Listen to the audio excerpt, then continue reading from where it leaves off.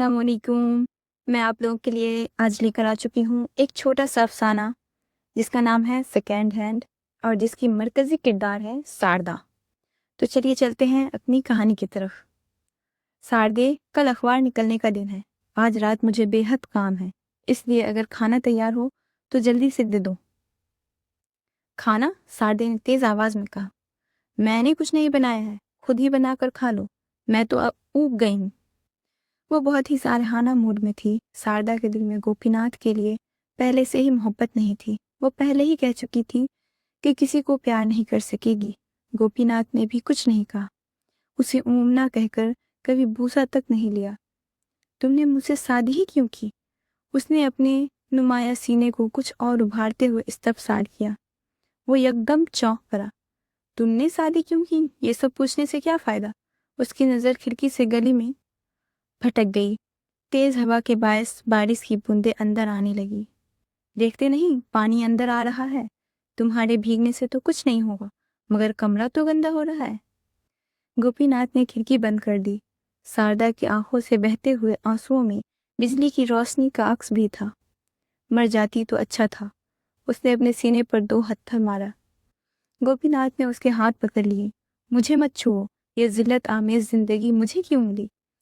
اس نے بے خودی کے عالم میں کہا۔ ہاتھ کے کنگن توڑ کر پھینکتی ہوئی ساردہ دوسرے کمرے میں بھاگ گئی۔ گوپی ناتھ کے دل میں زندگی کے تئیں نفرت کا جذبہ ابھرنے لگا تھا۔ تب ساردہ سے اس کی ملاقات ہوئی تھی۔ اس کی حیثیت تپتے ہوئے ریت زار میں بھٹکتے ہوئے راہی کی سی تھی۔ وہ ہڈی پنجر کی طرح ہو کر رہ گیا تھا۔ وہ عورت کو ٹھنڈی پانی سے بھرا ہوا تالاب مانتا تھا۔ عورت کا دیدار اس کی آنکھوں کو ٹھنڈک دینے والا تھا۔ خواہش ہوتی کہ کسی کی خوبصورت امٹتے ہوئے سینے پر سر رکھ کر باتیں کریں، مگر کس سے؟ اس وقت حیرت انگیز طور پر ساردہ اس کی زندگی میں داخل ہوئی، اور وہ بھی برسات کی طوفانی رات میں۔ گوپی ناتھ اخبار کے آفس سے گھر پہنچا تو دیکھا دروازے پر کوئی کھڑا ہے۔ جب وہ اور پاس پہنچا تو پتہ چلا کہ وہ ایک عورت ہے۔ تب اسے معلوم نہیں تھا وہ ساردہ ہے۔ گوپی ناتھ نے اسے ٹھنڈی برساتی ہوا سے بچانے کی خاطر اندر آنے کو کہا، لیکن اس نے انسنی کر دی۔ تمہارا باہر رہنا ٹھیک نہیں، اندر آ کر بیٹھو، گوپی ناتھ بولا۔ وہ دروازے کی طرف بڑھی۔ اس کے ہاتھ میں ایک باکس تھا۔ اس کی آنکھیں لال ہو رہی تھیں۔ پپوٹوں پر اب بھی گیلا پن تھا۔ چوڑے کنارے کی سفید ساڑی اور کالے بلاؤز میں وہ گوپی ناتھ کی طرف یوں دیکھ رہی تھی جیسے کوئی گائے شیر کی طرف دیکھے۔ گوپی ناتھ نے اطمینان دلایا۔ ڈرو مت، اندر آ کر بیٹھو۔ وہ اندر آ گئی تو گوپی ناتھ نے دروازہ بند کر لیا۔ تمہیں کہاں جانا ہے؟ تم دوسرے کمرے میں جا کر بھیگے کپڑے بدل ڈالو، میں یہاں اکیلا ہی ہوں۔ مجھ سے بالکل مت ڈرو، میرا نام گوپی ناتھ ہے، ایک معمولی اخبار کا مدیر ہوں۔ اور تمہارا نام؟ ساردہ، وہ سر جھکا کر بولی۔ گوپی ناتھ بغل کے کمرے سے چائے بنا کر ساردہ کے پاس پہنچا تو وہ میز پر سر ٹکائے بیٹھی تھی۔ ساردہ جی، چائے پی لیجیے۔ ساردہ کے چہرے پر تھکاوٹ جھلک رہی تھی۔ وہ آہستہ آہستہ چائے پینے لگی۔ کیا نیند آ رہی ہے؟ ساردہ بولی۔ میں کرسی پر سو جاتی ہوں۔ نہیں نہیں، دوسرے کمرے میں دروازہ بند کر کے سو جاؤ۔ اس کرسی پر میں سو جاؤں گا۔ ساردہ نے احتجاج نہیں کیا، اندر سے دروازہ بند کر کے لیٹ گئی۔ صبح باہر کے کمرے میں ٹہلنے کی آواز سن کر ساردہ نے دروازہ کھولا۔ نیند تو ٹھیک آئی؟ گوپی ناتھ نے صبح بخیر کہتے ہوئے اس سے خیرت دریافت کی۔ ہاں، نہاؤ کی؟ پھر اس نے صابن، منجن، تولیہ وغیرہ لے کر غسل خانے کی طرف نشاندہی کر دی۔ اس کے بعد تھرماس میں کافی اور ناشتہ خرید لایا۔ ساردہ نہا کر نکلی۔ گوپی ناتھ نے بھی غسل کیا اور دونوں نے ساتھ میں ناشتہ کیا۔ ساردہ کا چہرہ زرد ہو رہا تھا۔ وہ آفس جانے کے لیے تیار ہوا۔ پھر اس نے ساردہ سے سوال کیا، تم کہاں جا رہی ہو؟ ساردہ نے کچھ نہیں کہا۔ اس کی آنکھوں سے آنسو جاری ہو گئے۔ روتی کیوں ہو؟ یوں ہی، ساردہ نے نظریں جھکائے ہوئے جواب دیا۔ گھر واپس جانا چاہتی ہو؟ نہیں۔ پھر کہاں جاؤ گی؟ مجھے کچھ پتا نہیں۔ پھر جانے کی کوئی جگہ بھی نہیں ہے۔ میں کچھ کہنا چاہتا ہوں۔ کچھ دیر دونوں چپ رہے۔ مجھے تمہارے بارے میں زیادہ جاننے کی ضرورت نہیں، لیکن میں چاہتا ہوں کہ ہم دونوں باقی زندگی ساتھ گزاریں۔ میں کیسے رہوں گی؟ میری بیوی بن کر۔ میں آج تم سے شادی کرنے کو تیار ہوں۔ آپ کچھ نہیں جانتے، وہ دانتوں سے ہونٹ کاٹتی ہوئی پھوٹ پھوٹ کر رو پڑی۔ روحان سے گلے سے بولی، میں نے اسپتال میں ایک بچے کو جنم دیا ہے۔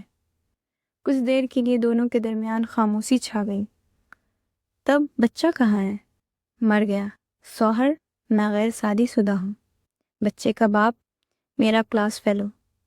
اسے اپنے مستقبل کے بارے میں سوچنا ہے۔ وہ شاعر ہے۔ امتحان کے بعد وہ کالج میں ہی ملازم ہو جائے گا۔ اس نے اس کا نام بھی بتا دیا۔ بس اتنا ہی؟ زندگی رونے کے لیے نہیں ہے۔ تم سے ایک غلطی ہوئی، تمہارے ساتھ دھوکا ہوا۔ مجھے شادی کرنی ہے۔ میرے گھر میں صرف میری ماں ہے، ایک بہن ہے جس کی شادی ہو چکی ہے۔ میرے پاس کوئی دولت نہیں، انٹر پاس ہوں، اس اخبار کا مدیر اور چپراسی تک میں ہی ہوں، لیکن میں کسی سے پیار نہیں کر سکتی۔ سادہ، تم مجھ پر بھروسہ کر سکتی۔ پھر دونوں کی قانونی طور پر شادی ہو گئی۔ تصاویر اخبار میں بھی آئیں۔ ساہتیہ سمیلن کے ایک پروگرام میں شاعر صدر کی کرسی پر نظر آیا۔ گوپی ناتھ نے بھی تقریر کی۔